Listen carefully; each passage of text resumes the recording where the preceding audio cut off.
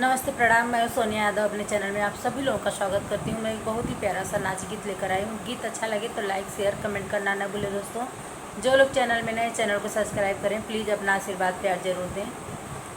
सैया मोर रतिया हेरान छोटी नदी, सैया मोर रतिया हेरान छोटी नदी, खोजत खोजत हम गइले बगियावा, खोजत खोजत हम गइले बगियावा, सैया बैठे मालिनी के गोद छोटी नदी, सैया बैठे मालिनी के गोद छोटी नदी, सैया मोर रतिया हेरान छोटी नदी, सैया मोर रतिया हेरान छोटी नदी, खोजत खोजत हम गइली कुआनवा,